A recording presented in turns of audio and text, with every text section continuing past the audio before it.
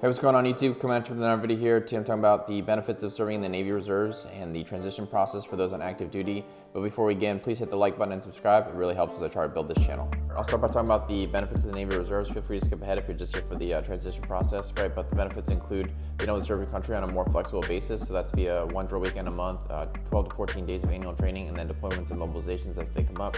It's also an additional source of income. I'll put the pay scale on the screen here. But for an O3 over 6 years, that's going to equate to about $950 per month.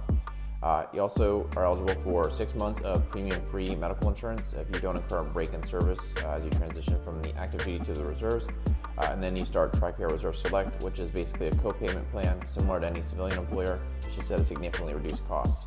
Additionally, you're still able to transfer your GI Bill to a dependent. However, you do incur a 4-year reserve obligation. And then obviously you're still working towards your reserve pension, which starts at the age of 60, and I'll link a calculator in the description that you can calculate it for your individual situation. All right, so now I want to talk about how the Navy Reserves are structured. So generally, you first get orders to your local Navy Reserve Center, and this will be the Reserve Center that supports your administrative readiness to deploy. So that's going to be your medical, your dental, your GMTs, and your physical fitness tests getting done. You'll do some of your drill weekends there. And then you'll apply for what's called your mobilization billet, which is related to your warfare designator and may or may not be local to you. This will be the job that you're expected to perform while you're in the reserves, and any qualification requirements will be based on this billet. In general, your goal should be spending the majority of your drill weekends supporting your mobilization billet, which may mean having to travel to another city during some of your drill weekends. All right, so now I'm going to talk about the transition process into the Navy Reserve. So generally a recruiter will reach out between 6 and 10 months of your separation, but you can also call your local recruiting station and they should be able to put you in contact with the right reserve recruiter. This is important, especially if you're considering switching designators in the reserves, because it does require more coordination. So things your recruiter is going to ask for is essentially 3 forms. One's going to be your reserve questionnaire, and this is going to be where you put down the local reserve center that you're going to affiliate with, and then also the length of commitment that you're looking for.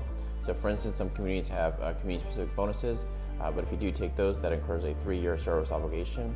The second form is going to be your medical screening form. It has to be completed at your separation physical, and this is where they essentially determine that you're fit for future mobilizations. And then finally is going to be the explanation of benefits form, and that's essentially going to go over the benefits that I talked about earlier in this video.